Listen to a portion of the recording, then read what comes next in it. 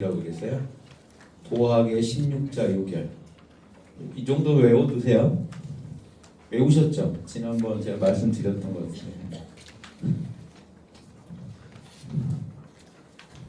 이렇게 나갑니다. 가리면 안 보여가지고 빈칸으로 좀 해드릴 걸. 그래서 인심유의, 사람 마음이라는 건 욕심이에요. 욕심은 위태롭고 악이라고 하지 않았어요. 인심은 위태롭다. 기독교에서도 인심에 해당되는 게 이제 정념이라고 하거든요. 정념. 정념이 이제 8정념, 7정념 그러는데 이 정념들을 7죄종이라고 그래가지고 7가지 죄악의 근원 그럽니다. 그래서 예전에 영화 세븐인가의 그 7개의 죄악 때문에 이렇게 사건이 벌어지는 거 영화 보신 적 있나요? 네. 7개의 죄악의 근원 그러는데 기독교에서도요. 죄악의 근원이라고 할 때는 그게 그 정념들이 악으로 기능했을 때입니다. 정념 자체를 악이라고 하기는 힘들어요. 그래서 착각하는데 7죄종 그러면 7가지 죄악의 근원. 그럼 거기 이제 탐욕도 있고 다 있어요. 그럼 이게 이제 우리 유교에서는 희노애락이거든요. 희노애락을 정념으로 기독교식 서양 철학에서 말하는 기독교 중세 철학에서 말하는 정념이라고 볼 수도 있지만 그 유의해서 생각하실 게 바로 죄악시하는 그런 가지에서 보지 마시고 이 결국 근원적으로 같습니다. 거기도 죄악으로 기능할 때를 말하는 겁니다. 그런데 그 감정 자체가 죄악이라고 못하거든요. 마찬가지로 유교에서도 희노애락의 이 마음, 인심은 오직 위태롭다고 했지 그 자체로 악이라고 하지는 않습니다. 그래서 아무래도 기독교 쪽에서는 악으로 기능할 때를 강조해서 인간의 정념을 비판하는 경우가 많고요. 유교에서도 그런 경우는 인심이라고 하지 않고요. 고전에서 특히 성리학에서는 이제 체계화된 게 인욕이라고 하면 악으로 화한 욕심입니다. 요게 이제 기독교식 7죄종이랑 통하죠. 7가지 죄악의 근원 이제 이렇게 부를 수 있는데 인심이라고 할 때는요 그냥 우리의 희노애락입니다. 여러분 밥 먹고 싶은 마음, 식욕, 성욕, 뭐 온갖 수면욕, 욕망들 그 자체가 악은 아니죠 상식적으로. 근데 악의 근원인 건 맞겠죠. 인간이 뭔가 잘못을 행할 때는 그 마음들이 커져서 행하지 않겠어요? 그 정도로 생각하시면 기독교나 유교는 근본적으로 같아요. 그런데 이제 좀 더 악의 측면을 강조하느냐 인간의 본능적인 측면을 강조하느냐 차이가 있고요.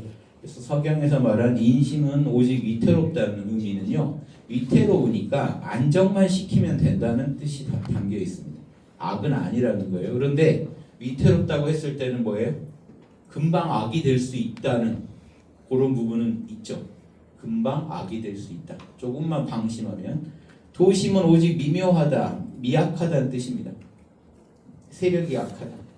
잘 안 보인다. 우리 마음 안에 양심은 있는데 세력이 약하다. 자, 재밌는 게 이게 이제 순임금 가르침이라고 전하는데 그러면 4,000년 전 가르침이거든요. 인간이 안 바뀐다는 것도 아시겠죠? 요 말이 그대로 적용되잖아요. 지금 우리한테도. 그래서 공부는 별게 아니고요. 위태로운 욕심을 안정시키고 미약한 도심을 강력하게 드러내는 방법밖에 없습니다. 근데 이때 관심사를 이 욕심을 제압하려고 하시면은요, 욕심에 지기 쉬워요. 위태로운 욕심을 다스려 보려고 노력하시다가는 위태로움에 빠져서 악으로 흐르기가 쉽습니다. 그러니까 어디다 관점을 둬야 되냐면요, 공부법이 도심을 밝힐 생각을 하셔야 돼요. 양심을 더 개발할 생각을 하셔야지 욕심을 누르시려고만 하시면요 뭐가 되냐면요 즉 양심에 기반해서 내 마음을 건강하고 자명하게 양심적으로 만들었더니 자연스럽게 욕심이 줄었다. 이게 올바른 방법이라는 겁니다. 욕심 자체를 누르려고 하면요 욕심을 누르려는 마음도 욕심이에요. 이해되시죠? 욕심을 누르려는 것도 욕심입니다. 그래서 욕심과 욕심이 만나버리면 위태로움이 커질 수가 있다는 겁니다. 정확하게 욕심을 다스려야지 하는 그 마음 자체도 도심, 양심이냐라고 스스로 판단하셔야 돼. 내가 양심의 마음이냐. 희노애락을 그냥 내가 때려잡겠다. 이것도 엄청난 욕심이라는 겁니다. 그래서 항상 어떤 경우건 내가 통제할 수 있는 부분에 집중하셔야 되거든요. 우리가 통제할 수 있는 건요, 위태로운 욕심을 다스릴 힘이 우리에게는 없다라는 거 빨리 파악하시고 양심의 힘을 키워주는 쪽으로 마음을 써야 된다. 그래서 도심을 정밀하게, 여기서 정밀하게 한다는 건요, 도심을 정밀하게 알아차리고 오직 도심에 한결같이 올인하라는 겁니다. 마음을 챙기라는 거예요. 몰입하라는 건요, 항상 도심 쪽에 마음을 챙기고 도심을 정밀하게 알아차리고, 내 안에 도심하면 간단해요. 사단의 마음입니다. 불쌍한 사람을 측은해하는 마음, 남을 나처럼, 남이 내가 아닌데 순간적으로라도 남이 나처럼 여겨져서 측은한 마음, 수호지심, 잘못된 걸 보면 내가 잘못했건 남이 잘못했건 잘못된 걸 보면 부끄럽고 믿고 하는 수치심, 혐오심을 말해요. 건강한 수치심, 혐오심을 말합니다. 근거 없는 수치심, 혐오심은 그건 이제 병이죠. 그런데 진짜 남한테 잘못을 했기 때문에 정의가 무너지는 걸 봤기 때문에 수치심과 혐오심이 일어나는 것은 양심의 건강한 겁니다. 그래서 분노해야 될 때 분노하지 못하는 건 양심이 죽어 있는 거예요. 아무 때나 분노하면 그것도 제정신이 아니죠. 그래서 양심의 정밀하고 한결같이 알아가요. 지금 우리 이 강의 또 끝나고 실습할 양심 성찰 시간이 있죠. 지금 2번 해봤잖아요. 그때 양심을 성찰하시는 행위가요, 인의예지라는 체크리스트에 맞춰서 내 마음이 양심적인가 따져보는 게 정밀한 거고요. 그 양심에 힘을 실어주는 게, 양심에 더 몰입해가지고 내 마음에 욕심보다 양심에 더 관심을 가져주시는 거. 그냥 관심을 가져주시는 게 몰입하는 거예요. 그렇죠? 게임에 몰입했다 그러면 게임에 죽으나 사나 관심이 가 있다는 거죠. 양심에 더 관심을 가져주시면 욕심보다, 욕심 빨리 성취해야지 하고 도파민이 나오면서 확 욕심에 끌려가려는데 갑자기 나는 지금 양심적인가 자명한가 하면서 양심 체크리스트를 체크하면서 알아차리면서 양심 쪽에 마음을 모아주시면, 몰입을 해주시면, 관심을 양심 쪽에 돌려주시면 어떻게 되느냐, 양심이 오직 현저하게 확충된다. 이렇게 되면 인심은 오직 안정될 거다로 바뀔 거라는 거. 그래야 진실로 중심을 잡을 수 있다. 치우치지 않는 자명한 삶을 살 수 있다. 중심을 잡았다는 건 치우치지 않았다는 겁니다. 과하지도 모자라지도 않은 상태. 니코마커스 윤리학의 아리스토텔레스가 중용을 그렇게 강조하거든요. 거기서도 서양 철학에서도 거기서 거친 예를 듭니다. 거친 예를 드는데 중용이 뭐냐 그러니까 용기를 예로 들면요, 과한 건 뭐예요? 객기, 만용. 부족한 건요, 비겁. 딱 적절한 게 용기다. 이런 예를 들거든요. 이 정도 감각으로 중심을 잡는다는 건요, 과하지도 모자라지도 않는다는 거는 치우치지 않고 양심에 딱 맞다는 얘기입니다. 양심이 구현이 된다는 게 중심을 잡는다 이겁니다. 그래서 후회 없는 자명한 삶을 사시는 게 중심을 잡는 삶이고요, 균형 잡힌 삶이고, 그러려면 위태로운 욕심을 진정시켜야겠구나. 미약한 양심, 미약한 사단의 마음을 내가 관심을 가져주고 알아차려주고, 즉 양심 성찰을 통해서 확충시켜야겠구나. 이 정도만 생각하신다면 여러분은 유학의 제일 정수를 이해하신 겁니다. 유학은 이거 잘하자는 겁니다. 그래서 이게 조선 500년 선비들이 가장 열심히 읽었던 유교판 심경이 있어요. 불교의 심경이 있듯이 유교에도 심경이 있는데, 유교 심경이 태계 선생님께서 아침 저녁으로 읽으셨다는 책이 심경이에요. 제일 열심히 보신 게 심경입니다. 그 심경 제일 첫머리에 이게 나와요. 인심도심 이야기가 서경의 제일 첫머리에, 아니, 심경의 제일 첫머리에 이제 서경에서 인용이 돼서 소개되어 있습니다. 그 심경이란 책이요, 사서 삼경 그리고 여러 선비들의 글을 중에 마음 공부에 도움되는 거 다 모아놓은 게 심경입니다. 그래서 거기 제일 첫머리에 나온 게 지금 요 얘기다. 그래서 여러분은 지금 조선 선비들이 아침 저녁으로 읽었던 태계 선생님께서 중시했던 신법을 같이 지금 공유하신 거예요. 그래서 여러분도 절대 뒤지시지 않을 겁니다. 조선 선비들의 그 조선 선비들의 경지에 뒤지지 않으시기를 바라면서 결국 핵심은 이게 다니까 보세요. 도심이라는 게 결국은 측은해하고 그러니까 남의 감정도 공감하고 동정심 가질 줄 알고 겸손하며 사양지심 남의 처지를 배려해 준 거죠. 존중해 주고 그래서 남한테 맞춰줄 줄도 알고 정의롭고 불의를 보면 반드시 바로잡는 정의로운 마음을 품고 옳고 그름을 자명하게 분별해야 속이 시원한 그런 양심이 결국은 홍익인간의 마음이다. 널리 인간을 이롭게 할 방법은요 이거밖에 없습니다. 여러분 홍익인간을 우리는 어려서부터 듣잖아요. 널리 인간을 이롭게 하라. 어떻게 이롭게 하시겠어요? 가족도 이롭게 못 해줍니다. 그렇죠? 제일 쉽게 이롭게 하는 방법이 뭐예요? 현금 지어주면 사랑해요 뭐 이런 말 바로 나옵니다. 묵은 감정도 다 녹고요. 사랑이 샘솟아요. 근데 결국 그 현금을 지어주는 그 마음이 뭐예요? 남을 나처럼 생각하니까 귀한 돈을 주는 겁니다. 그러니까 우리가 일상에서 우리 에고가 욕심으로 하는 행위에도 들어가 보시면 저게 왜 감동을 줄까 하고 감동 포인트를 찾아보세요. 즉 이겁니다. 측은지심을 발휘해서 그래요. 내가 노력해서 번 귀한 돈을 생명 같은 돈을 이게 선뜻 내준다는 건요. 남을 나처럼 아끼고 있다는 증거입니다. 여기서 남을 나처럼 사랑한다는 걸요. 어떻게 한 에고가 자기 에고라는 건 이제 개체적 자아인데 한 자아가 다른 자아를 자기처럼 사랑할 수 있겠습니까? 완전히 뭐 사랑에 눈 멀었을 때 잠깐은 그런 맛이 있어도 계속 그렇게 살긴 힘들잖아요. 그러니까 그 얘기를 하는 게 아닙니다. 남을 나처럼 사랑하라는 건요. 나도 내가 그렇게 중요하듯이 남도 자기가 얼마나 중요할까 이해해주고 남도 나처럼 그냥 아껴주는 겁니다. 그냥 남도 나처럼 자기가 저렇게 중요하겠지 하고 남의 감정을 배려해주는 게 남을 나처럼 사랑해주는 거고 아껴주는 거지 나랑 똑같이 사랑해주자 이런 게 아닙니다. 포인트가 남도 나처럼 여겨주는 거예요. 저 사람도 얼마나 속상할까? 저 사람 얼마나 갖고 싶을까? 나만 가졌고 나만 이루었으니 속상하겠다. 요게 남을 나처럼 아껴주는 거예요. 그 자체가. 그래서 그 용돈이라도 지어주는 마음이요. 남을 나처럼 아껴주는 마음이 그 안에 있는 겁니다. 그렇죠? 그래서 그 측은해하고 겸손하고 또 남한테 용돈 지어줄 때도 내가 거만한 마음으로 주면 남이 좋아하겠어요? 막 또 도와주면 또 싫어할 수 있죠 사람이.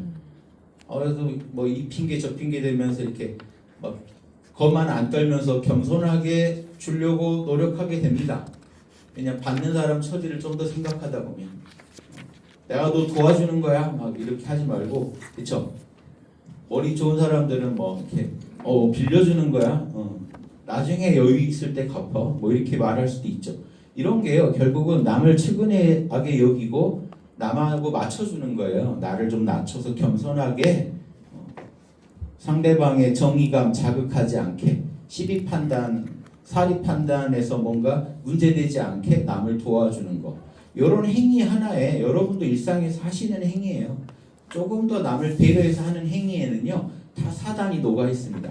그 사단의 마음이 미약해서 그렇지 여러분 우리 안에 다 있거든요. 그래서 이걸 드러내려면 어떻게 하면 되느냐? 양심 성찰을 하면 돼요. 명상을 통해서 마음 챙김, 마음을 하나로 모으시고요. 양심 성찰을 통해 분석을 잘 하시면 돼요. 두 가지밖에 없습니다. 명상은 어떤 데 도움이 되느냐? 마음을 하나로 모아요. 우리 마음은요 본래 양심적이다가 맹자 주장이었죠. 근데 왜 양심적이지 않게 되셨죠? 욕심나니까. 그러니까 욕심나지만 않았으면 우리도 양심적이고 순수하게 살 수 있었겠죠. 눈앞에 큰 욕심이 안 걸릴 때는요 그나마 사람이 순수합니다. 그런데 욕심에 뭔가 크게 센 게 왔을 때는 어떻게 돼요? 부모 자식 간에도 싸움 날 수 있죠. 혈육 간에도 싸움 날 수 있죠. 그렇죠? 유산이 없는 게 나은데 부모가 유산이 있으면 어떻게 돼요? 가족 간에도 분위기 안 좋아집니다. 자, 이게 뭐죠? 센 게 걸려서 그래요. 그러면 우리 마음에 본래 양심이 있고 미약해서 그렇지 있는데 욕심이 위태롭기 때문에 욕심에 큰 자극이 왔을 때 위태롭다가 악으로 넘어가 버리는 거죠. 그래서 문제가 되는 거니까 본바탕은 순수하다, 양심적이다라는 이 유교 철학의 어떤 베이스를 여러분들 이해하신다면 명상법은요 간단합니다. 명상법은요 욕심날 만한 거를 잠시 모른다 하고 잊고 계시면 순수한 양심이 힘을 얻고 욕심이 힘을 잃어요. 그래서 홍익학당에서 제일 강조하는 명상법이 동서양 수많은 종교과 철학의 명상법들을 저도 연구해 봤지만 가장 손쉽게 할 수 있고 이론적으로도 명확하고 자명한 게 몰라 괜찮아. 왜냐? 아니까 욕심 나거든요. 모른다고 하면요 욕심을 내야 할지 말아야 할지 판단을 못하게 됩니다. 몰라. 그리고 괜찮다고 하는데 탐진치가 욕심이 우리를 흔들어 놓기 힘들죠. 괜찮아. 딱 좋아. 괜찮다는요. 딱 좋다 수준으로. 딱 좋아. 괜찮아. 몰라. 이러면요. 탐진치, 인심이 위태롭던 인심이 진정이 되니까 미약하던 도심이 강해집니다. 즉 순수한 상태로 우리 마음이 회복된다는 자연스럽게. 그러니까 억지로 양심적이 되려고 노력하신다면 안 믿으시는 거예요. 우리 마음이 본래 순수하다는 거. 그러니까 이걸 또 믿으라고 제가 말씀드리는 게 아니라 조금만 믿어보시고 자꾸 명상을 해보시다 보면 내 마음이 관대하고 본래 자비롭구나 하는 걸 아실 수 있겠죠. 그건 실험을 통해서 확인하시라는 겁니다. 그래서 엄청난 믿음을 가져야 된다 종교처럼 그게 아니고 속는 셈 치고 한번 믿고 명상을 해보시면 충분합니다. 그래서 명상을 하고 나시면요 내가 왜 이렇게 관대해졌지? 라고 느끼시게 될 거예요. 그렇다면 여기서 멈추지 마시고 그렇다면 아니다면 본바탕은 순수하구나. 본바탕은 도심이구나. 나도 진리의 마음이 내 본바탕이구나 라고 확인하실 수 있겠죠. 이런 확인 과정을 반드시 거치시라는 겁니다. 확인을 하지 않고 맹목적으로 믿고 있다고 맹신이고 미신입니다. 도움이 안 돼요. 뭐에 도움이 안 되냐면 정말 욕심나는 물건이 생겨서 마음이 흔들릴 때 못 잡아줍니다. 미신과 맹신. 진리에 기반한 자명한 철학적인 확고한 자명한 진리의 인가만이 즉 인가라는 건 여러분이 이건 자명해라고 십이분별의 마음으로 여러분이 올바르게 판단한 진리만이 여러분을 잡아줄 수 있고 위태로울 때 도움이 되지 맹목적으로 믿고 있던 거는요 아니 하면 끝이에요. 그런데 내가 명상할 때마다 마음 챙겨서 확인했어. 내 마음이 본바탕은 순수해. 그러면 위급한 상황이 터져도 마음을 좀 추스리고 내 마음에서 자명하다는 쪽으로 움직이면 후회할 일이 적겠죠. 이런 부분에 대해서 이제 지금 상식적으로는 납득은 되실 거예요. 체험적으로 인가를 하셔야 돼요, 여러분. 체험적으로 진짜 그렇네라고 무릎을 칠 정도로 여러분이 확인을 하시면 확인된 진리만이 여러분을 위기에서 건져줍니다. 안 그런 진리는요 다 날아가요. 종교를 믿어도 사실 도움이 안 돼요. 결정적일 때. 진짜 힘들 때는요 교회 다니는 분도 부처님한테 빕니다. 급하면 아무나 도와주세요. 부처님이든 예수님이든 아무튼 도와주세요. 죽겠으니까. 이렇게 절박해지면 탐진 치에 빠져서 그래요. 탐욕과 분노. 원하는 게 이루어졌으면 탐욕, 이루어지지 않을까 하는 두려움, 분노. 그리고 그 탐욕과 분노에 빠져서 어리석어진 상태. 어리석음, 치. 탐진치가 눈을 가리면 위태로움이 극에 이르게 된다. 자, 이 정도만 이해하시면 홍익인간의 마음이 왜 사단의 마음이 홍익인간의 마음인지 아실 거고요. 나와 남을 널리 이롭게 행복하게 한다는 거는요. 그냥 우리 삶을 건강하게 산다는 거예요. 여러분이 건강하게 사실 때는요. 나도 행복하고 남도 행복하게 해주고 싶다니까요. 본능적으로 마음들이 순수하십니다. 원래. 욕심이 될 만한 게 걸려 있으면 또 달라진다는 거예요. 근데 상황은 욕심 나고 저거 내가 갖고 싶고 상대방한테 주기 싫어지면 그때는 악이 싹 튼다는 겁니다. 그런데 그런 욕심 나는 물건이 없다면 우리는 얼마든지 남하고 잘 지내고 싶고 그게 또 행복감을 준다는 겁니다. 우리한테. 우리 마음이 본래 순수하니까 남을 돕는 행위도 행복한 거예요. 돈 벌어서 내가 막 쓸 때도 행복하잖아요. 여러분 그런데 실제 어때요? 살아보시면 돈 벌어서 내가 사랑하는 사람들한테 베풀 때도 겁나 행복해요. 왜 그럴까요? 남한테 주면서 왜 내 돈이 줄어드는데 왜 행복해질까요? 이러려고 내가 돈 벌었나 보다 하는 보람도 느끼고 행복감이 온단 말이에요. 여러분 마음 안에는 사단이 있어서 그래요. 남을 나처럼 아끼는 마음이 있어서 그 마음이 충족되니까 기쁜 거예요. 이것도요 그냥 여러분이 그렇게 타고났기 때문에 생겨 먹었기 때문에 일어난 현상이지 여러분이 그렇게 안 생겨 먹었다면요 가족 간에도 돈 거래는 확실하게 하자고 할 겁니다. 거기서 오는 행복감보다 내가 손해본다는 마음이 더 커질 테니까요. 그럼 그때는 확실하게 해야 정의로운 그것도 또 일종의 양심이죠. 정의롭게 공정하게 처리하죠. 그런데 측은지심이 빠진 정의는요 우리가 덜 양심으로 느끼죠. 사랑이 없는 정의는요 우리가 양심으로 잘 안 느껴집니다. 일종의 것도 양심인데 왜 그럴까요? 사단의 마음 중에요 사랑이 제일 커요. 사랑이 빠진 정의라는 건요 살벌이라고 그랬어요. 옛날 선비들이. 사랑이 없는 정의는 살벌하다. 또 공정하지 않은 정의를 잃어버린 사랑은 방종으로 흐른다. 사랑도 정의로운 사랑이 돼야 되고 그렇죠? 두 개가 같이 가야 아름다운데 사랑이 더 중하다 하는 것도 느낌상 아실 거예요. 상식적으로 정의 없는 정의라는 거는 무정한 정의는 살벌하다. 왜냐 여러분 그동안 여러분 인생에서 여러분 괴롭힌 사람이 다 자신이 정의라고 믿으면서 여러분들을 괴롭히시지 않았을까요? 저 직장 상사도 너 잘 되라고 하는 거야. 내가 올바르게 바로잡아주마.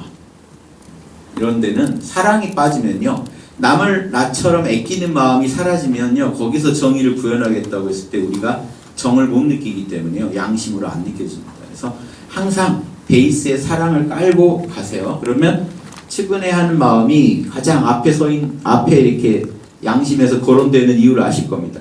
홍익인간은요 벌써 남을 나처럼 이롭게 해주겠다는 건데 측은지심이 없으면서 홍익인간을 주장한다는 건요 내가 너를 바로잡아 주마. 나만 옳고 너넨 다 틀렸다. 이렇게 나가는 거잖아요. 일견 정의로워 보이지만 사랑이 빠져 있으면 양심이 아닙니다. 이렇게 보시면 이런 사단이 펼쳐질 때 인간의 본성을 따르는 마음이 이루어지며 진정 사람다운 마음이라고 할 수 있습니다. 여기까지 들으시면 어때요? 명상 한번 해볼까요? 진짜 내 안에 사람다운 마음이 있는지 한번 느껴보셔야 되잖아요. 나는 사람인가? 여기서 사람다운 마음은 인심을 말하는 게 아닙니다. 양심을 말하는 거예요. 우리가 도심으로 살 때 진짜 사람이 된다. 그래서 아까 인심이라고 할 때 그냥 그거를 욕심을 인심이라고 불렀기 때문에 도에 대비해서 부른 거잖아요. 진리에 반대되는 사람의 마음이 아니고 여기서 말하는 거는 진리대로 사는 진정한 사람의 마음이라고 할 수 있다. 이 소리입니다. 잠깐 한번 명상해 볼까요? 눈 감고 하시면 더 좋고요. 눈 뜨고 하셔도 되는데 자신 없으시면 눈 감으세요. 그래서 사물에 정신이 팔릴 것 같으면 눈 감고 하시면 됩니다. 자, 순수한 내 마음을 느껴보려는 겁니다. 없는 거를 만드는 게 아니에요. 인위적으로 조작하는 것도 아니고요. 탐진치의 대상, 즉 욕심나는 대상만 잠시 잊고 순수한 내 마음을 회복해 보는 겁니다. 그걸 위해서 이제 호흡을 좀 보조적으로 활용할게요. 지금 호흡이 들이쉬는지 내쉬는지 알아차려 보세요. 알아차림이 명상의 핵심입니다. 마음을 또 모아야만 알아차릴 수 있습니다. 들이쉬고 내쉬는 지금 호흡에만 마음을 모아보세요. 몰입해보세요. 딴 데 신경 쓰지 마시고 몰입이라는 건 마음 챙김입니다. 마음을 어디다 챙길 거냐? 지금 이 순간의 호흡이요. 들어오고 있나요? 나가고 있나요? 알아차려 보세요. 들이쉬나 내쉬나 알아차려 보세요. 들이시면요, 들이신다라고 속말로 되새기셔도 좋습니다. 들이신다. 나갈 때는 나간다. 이 말을 함으로써 딴 생각을 못하게 막고 마음을 더 호흡에 모을 수 있습니다. 들이신다, 내쉰다 하면서 호흡만 느껴보세요. 지금 이 순간의 호흡입니다. 과거의 호흡이 아니고 또 지금의 호흡, 또 지금의 호흡. 마음을 모아보세요. 마음을 하나로 모으시다 보면 탐진치의 대상에서 멀어집니다. 지금 여러분을 괴롭히는 고민에서 멀어지게 됩니다. 자연스럽게 들이신다, 내쉰다, 들이신다, 내쉰다 하시고요. 자, 하나 더 보조적으로 방법을 써볼게요. 모른다라고 하겠습니다. 호흡 외에는 어떤 것도 모릅니다. 여러분을 괴롭히시던 고민 모릅니다.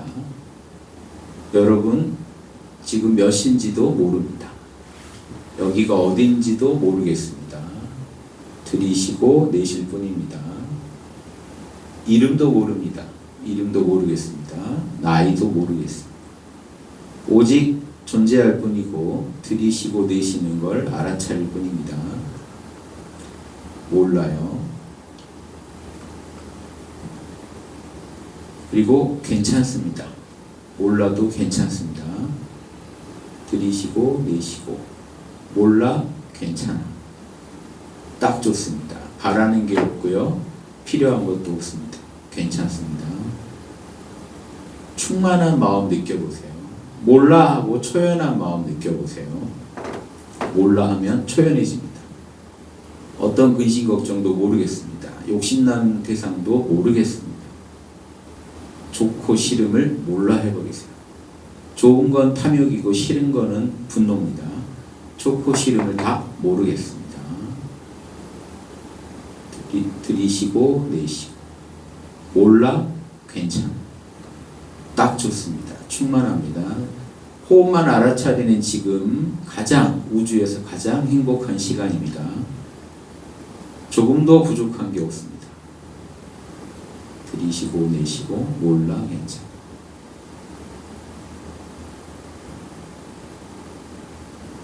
초연하고 충만한 마음 느껴보세요. 초연하고 충만한 마음은요, 긍정적인 마음입니다. 어떤 부정적인 마음도 없는 것도 느껴보세요. 초연하고 충만한 마음은 유연한 마음입니다. 딱딱하지 않고 부드러운 마음입니다. 초연하고 충만한 마음은 자명한 마음이고요. 남을 나처럼 아끼는 따뜻한 마음입니다. 나만 내세우는 차가운 마음이 아니고 나와 남을 나누지 않는 따뜻한 마음입니다. 들이쉬고 내쉬고 몰라 괜찮아.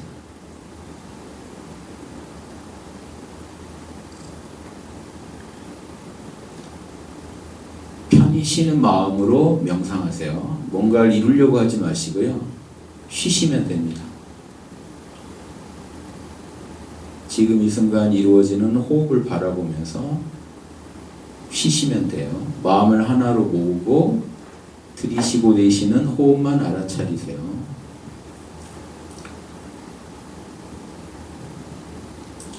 여기서 좀 더 들어가 볼게요. 이제 호흡도 알아차리지 마시고요. 내가 존재한다는 것만 알아차려 보세요. 내가 존재한다는 존재감에만 마음을 모으고 알아차려 보세요. 존재감은 1인칭 시점의 의식입니다. 모든 걸 알아차리고 바라보는 의식이 느껴지실 거예요. 그게 가장 여러분의 순수한 마음입니다. 내가 뭐다, 이렇다 저렇다 하지 않고 바라만 보고 있는 1인칭 시점의 그 마음, 가장 순수한 마음입니다. 가장 초연하고 충만하고 열려있는 마음입니다. 존재한다는 것만 느끼시면서 마음을 모으고 알아차려 보세요. 부족한 게 없습니다. 쉬세요. 쉬면서 마음만 가볍게 모으세요.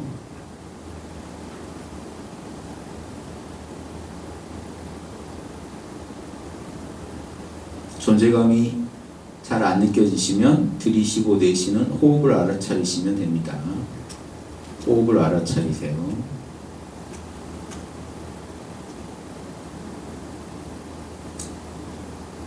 호흡을 알아차리는 그 의식이 1인칭 의식입니다. 호흡을 알아차리시다가도 호흡을 알아차리고 있는 나의 존재감, 나의 1인칭 시점의 의식에 가볍게 몰입하셔도 좋습니다.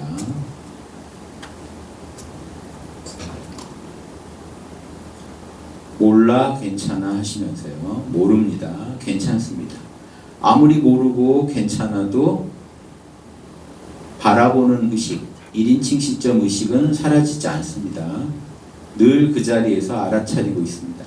힘이 들지도 않습니다. 알아차리는데 알아차리는 의식에 가볍게 마음만 모아보세요.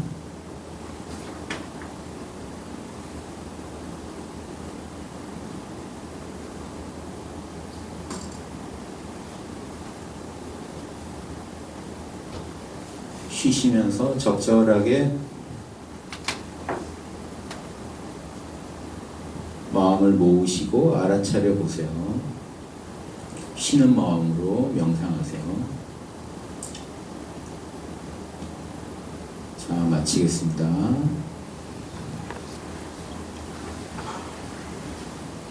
명상 안 어렵죠? 지금 최고난이도 명상까지 들어갔어요. 호흡 알아차리기에서 시작해서 나라는 존재감, 즉 1인칭 시점의 의식 알아차리기까지 해봤어요. 그 이상이 없습니다. 1인칭 시점의 의식이 또렷하게 알아차려지면 견성을 하신 겁니다. 여러분의 본성이에요. 그 자리, 보고 있는 자리. 절에 가면 이목고 그러죠. 이 몸뚱이를 끌고 다니고 보고 듣고 알아차리는 그놈이 누구냐 하고 이목고 화두를 품고 알아차려야 될 대상이 방금 여러분이 느끼신 호흡을 알아차리는 자리. 지금 저 보고 있는 자리요. 거기가 여러분 본 마음입니다. 1인칭 시점의 의식. 이해되세요? 지금 저 보세요. 딱 저를 보세요. 뚫어지게 한번 보세요. 저한테 포커스를 딱 맞추시고 눈 감으세요. 그 상태에서 눈 감아도 보고 있는 놈 있죠? 눈 떠보세요. 저 보고 있죠? 눈 감아보세요. 보고 있죠? 눈 감아도 보고 있죠? 보고 있는 의식이 있죠? 거기가 참나예요. 눈 떠보세요. 거기는요 보고만 있어요. 근데 보고 있는데 나는 윤홍식이야. 나는 어떤 몸을 갖고 있어. 나는 어떤 스펙을 갖고 있어. 떠오르는 모든 생각은요 다 알아차려지는 2인칭들입니다. 누가 알아차리고 있죠? 내 이름은 누구야 라고 할 때 내 이름은 누구라고 말하고 있는 걸 누가 지금 알아차리고 있죠? 그래서 내가 뭐라고 생각한 이상 다 2인칭이에요. 생각은 알아차려져요. 내가 생각하고 있다는 것도 다 알아차려진다니까요. 알아차리고 있는 자는 누구지? 라고 보셔야 돼요. 내가 화내면요 화내는 줄 다 알아차리고 있는 의식이 있어요. 우리 안에. 그래서 여러분이 막 화내실 때도요 초연하게 내가 화내는 걸 알아차린 의식이 있다는 게 느껴지실 때도 있을 거예요. 그 자리가 참납니다. 그러니까 명상을 통해서 탐진치로 향하는, 욕심으로 향하는 마음을 진정시키면서 순수한 마음을 강화시키면요 자연스럽게 알아차리고 있는 의식이 선명하게 더 잘 느껴집니다. 그러니까 알아차린 의식이 잘 안 느껴지실 때는 호흡에 더 몰입하세요. 호흡을 더 몰입하시다 보면요 저를 더 또렷이 바라보시다 보면은 바라보는 의식이 더 선명히 느껴질 수밖에 없듯이 호흡을 더 선명하게 보세요. 그러다가 호흡을 보고 있는 나에게 관심을 주시면 자연스럽게 느껴집니다. 1인칭 의식이 있다는 게 우리 안에 태어나서 지금까지 계속 보고 있는 의식이 있어요. 보여지는 것들이 2인칭이라면 보고 있는 의식이 있어요. 보고 있지 보여지지 않는 그 의식이 있어요. 그러니까 인식 주체라고 어려운 말로 하면 그게 여러분 모든 종교나 철학 특히 불교에서도요 그 자리가 그 주인공 자리 주제자 주인공이라고 하는 게요 모든 걸 보고 있는 자가 주제자고 주인공입니다. 보여지는 대상들은 다 2인칭일 뿐이에요. 여러분 마음의 진짜 주인공 중심 자리는요 보고 있는 의식이에요. 그래서 지금도 가만히 이제 이게 좀 익숙해지면요 의식을 갖고 놀아요. 가만히 몰라 괜찮으면서 있으면요 몰라 괜찮아만 해도 호흡 안 바라봐도 몰라 괜찮으면서 내 마음을 쭉 보고 있으면요. 눈 감고 몰라 괜찮아만 하면 1인칭 의식이 더 선명하게 드러납니다. 보고 있는 의식이. 보여지는 것들에 관심을 안 주기 때문에 그래요. 뭐가 떠오르든지 몰라 괜찮아 해버렸기 때문에 보고 있는 의식만 점점 또렷해집니다. 이게 제일 손쉬운 명상법이고 견성법입니다. 선비들도 이거 했어요. 선비들도 화두를 하는 게 아니고 선비들은 정신을 딱 모아가지고요. 눈을 똑바로 뜨라 그래요. 선비. 성악식도 태계 선생님께서 쓰신 성악식도 그 그림에요. 눈매를 시선을 전엄하게 하라 그래요. 눈을 또렷이 떠라. 눈 또렷이 떠보세요. 저 또렷이 보세요. 자, 저를 또렷이 보느라고 딴 생각을 못합니다. 즉 탐진치가 약해지고 저를 보느라고 알아차림이 강해지고 저를 보려고 했기 때문에 마음 챙김이 강해져요. 마음 챙김은요 포커스를 맞추는 거고요. 알아차림은 지속적으로 그 대상을 바라보는 겁니다. 두 개가 항상 같이 가요. 근데 알아차리는데 여러분 노력하신 적 있어요? 태어나서 지금까지 그냥 알아차리고 있죠? 알아차리면 절대 어디 안 가고요. 노력도 하지 않으셔도 돼요. 어디에 노력을 하신대요? 마음 챙김에. 마음 챙김은요 어디다 포커스를 맞출 건가를 정해야 되거든요. 즉 이거예요. 야 제발 공부에 몰입 좀 해라. 그러면 그 친구는 알아차림이 없을까요? 아니죠. 그 순간에도 엄마 말을 또 알아차리고 있겠죠. 알아차림은요 햇빛 같아요. 천지에 꽉 차 있는데 불을 못 일으킬 뿐이에요. 왜? 집중을 못해서. 마음 챙김이나 몰입은 뭐냐면요 돋보기로 햇빛을 하나로 모아주는 거예요. 그럼 어떻게 돼요? 불이 나요.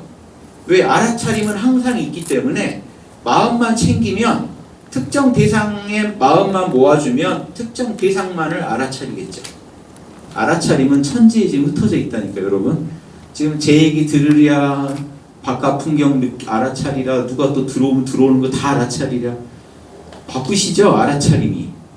왜? 이거는요 뭐 힘도 안 드니까 다 알아차려요. 그 상태 우리가 잡념 상태라고 하죠.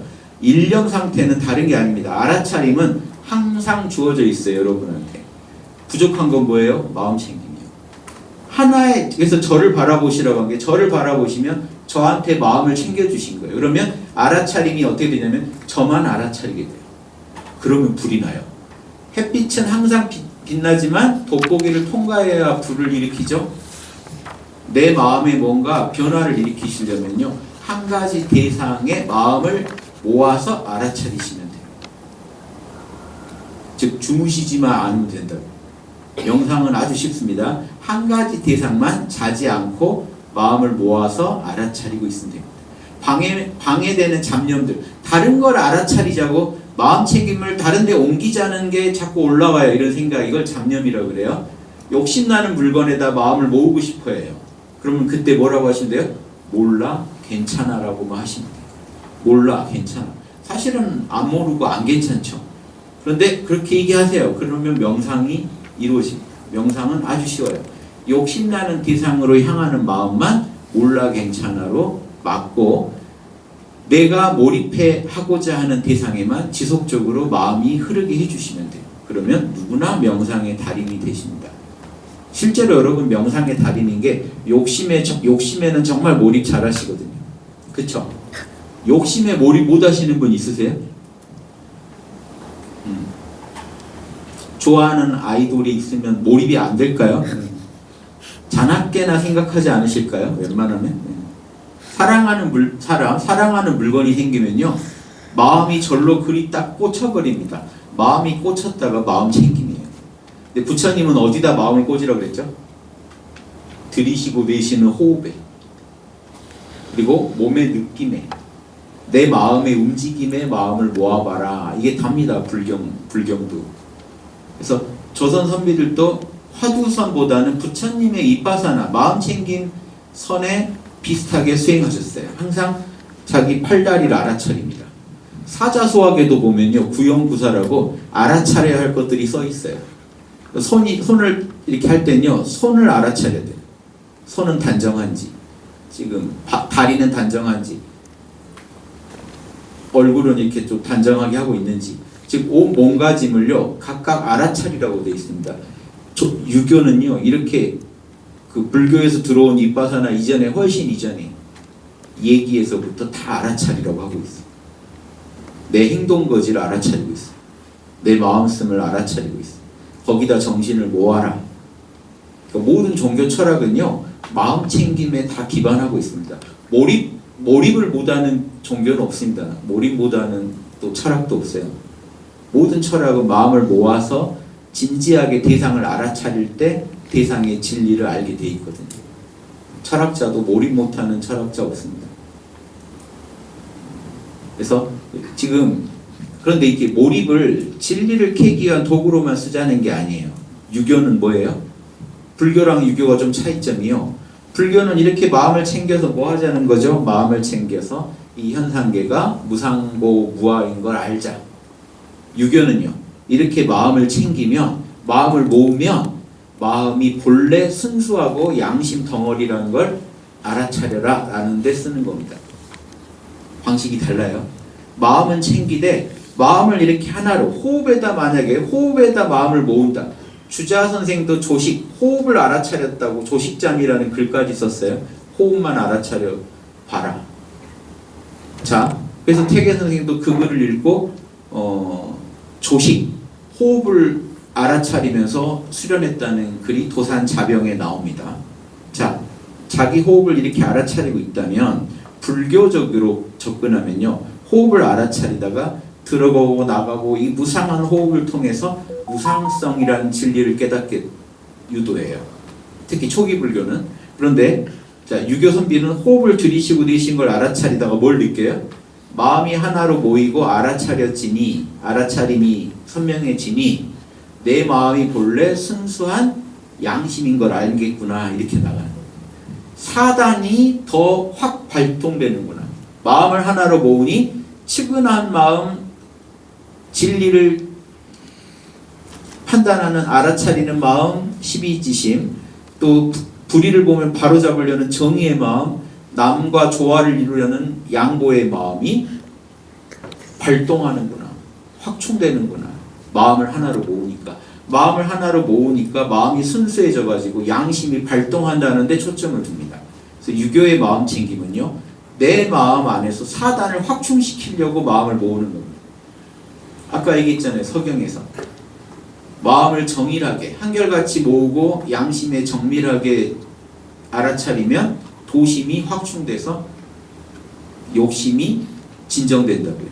그러니까 욕심 진정시키려고 마음을 챙긴 겁니다. 차이 아시겠죠? 대승불교까지 오면요. 대승불교랑 저는 유교랑 같다고 봅니다. 대승불교는요. 마음을 챙겨서 양심, 불교적 양심인 보리심을 끌어내려고 마음을 챙깁니다. 그런데 초기 불교는요. 현상계의 무상함을 깨치고 공성, 텅빔을 깨치려고 활용합니다. 좀 다르다고요. 그래서 불교는 지금도 그래서 무상, 절에 가면 무상하다, 현상계는 공하다 이런 얘기를 많이 하죠. 그러면 이 서원에 오면 뭐라고 해야겠어요? 서원에 오면 선비들이 마음을 챙겨봐 세상이 무상할 거야 라고 가르칠까요? 마음을 챙겨봐 세상이 공해 가르칠까요? 이거 안 가르쳐요. 마음을 챙겨봐 네 안에 양심이 있고 이미지가 선명히 살아있다는 거 알게 될 거야 라고 가르쳐요. 근데 대승불교가 비슷해요. 너 마음을 모아봐 너 안에 육바라밀이 터져나올 거야 라고. 그게 보리심이야. 보리심을 온 우주에 펼치면 온 우주에서 불국토가 이루어져.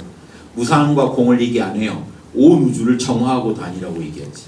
보살이 돼서. 그래서 보살과 선비는 저는 하나로 통한다고 보는 입장입니다. 다만 소승불교라고 하는 입장하고는 다르다. 그래서 유교랑 소승불교를 대비하면요 이해가 잘 되실 거고 조선왕조에서 선비들이 비판한 불교는 소승불교입니다. 결국 무상과 공에만 빠져 있으니까 마음을 모아서 양심을 실천할 생각을 왜 안 하느냐라는 거거든요. 좀 다르다는 거 아시겠죠? 근데 오늘 여러분 하신 명상법은 불교에도 통하고 유교에도 통합니다. 그 명상법을 자꾸 하시면서 내 안에서 명상을 했더니 이런 거예요. 명상을 했더니 이상하게 더 마음이 따뜻해지고 관대해지더라. 그러면 측은지심이 올라오는구나 아실 거고요. 마음을 챙겼더니 유혹을 이겨내는 정의로운 마음이 발동하더라. 그러면 수호지심이 발동되고 확충됐다는 걸 아실 거고요. 명상을 했고 마음을 순수하게 했더니 욕심을 비우고 마음을 순수하게 했더니 남한테 양보하고 싶은 마음이 더 생겼다. 남을 더 존중하게 됐다. 그러면 지금 사단이 발동하고 있구나는 거 아시겠죠? 내 마음은 본래 순수한 상태에서는 양심 덩어리구나, 사단 덩어리구나라는 걸 아시는 게 유교 명상의 올바른 방법론이니까, 명상법은 불교나 유교나 어떤 종교나 다 똑같이 할 수 있지만 뭘 취하실 건가는 분명히 말씀을 드려야 제가 HI, 인성지능 개발, 인간의 본성은 이니에지인데 이니에지가 내 본성인지 확인하는 방법으로 지금 명상을 권해드립니다.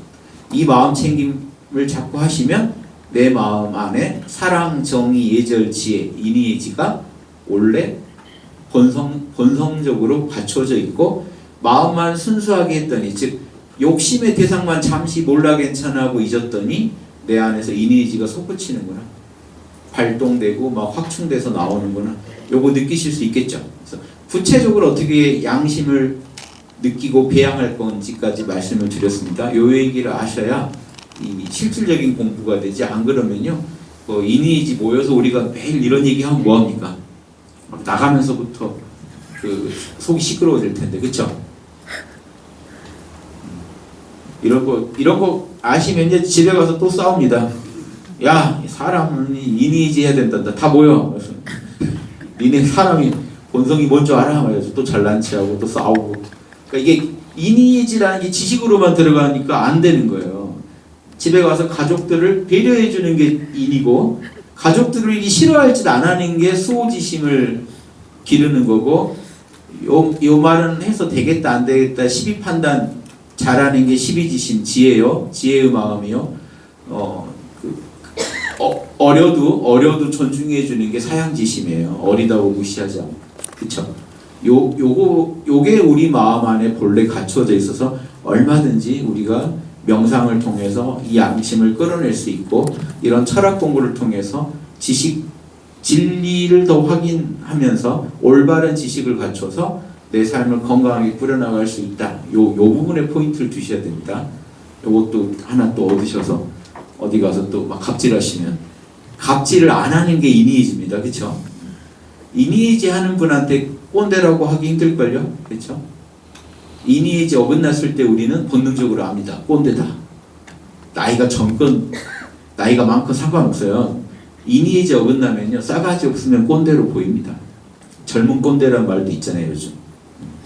그러니까 서로 다 갑질할 수 있어요. 얼마든지. 이니에지를 안 하는 게 갑질입니다. 사실 이니에지에 맞게 누가 해주면 다 좋다고 하지 누가 싫다고 하겠어요. 나를 배려해주고 나한테 싫은 소리 안 하고 자명한 말만 하고 나를 공감해주고 아껴준다면 누가 싫어할 사람이 있습니까? 그렇죠? 자, 지금 몇 시죠? 시계가 안 보인다는 걸 알았습니다. 지금. 시계가 5시 시작됐어요. 3분 전. 예? 4시 3분 전. 됐어요? 네. 10분 쉬고 또 이어가겠습니다. 네, 10분 쉬고요. 계속 하겠습니다. 박수 한번 주시죠.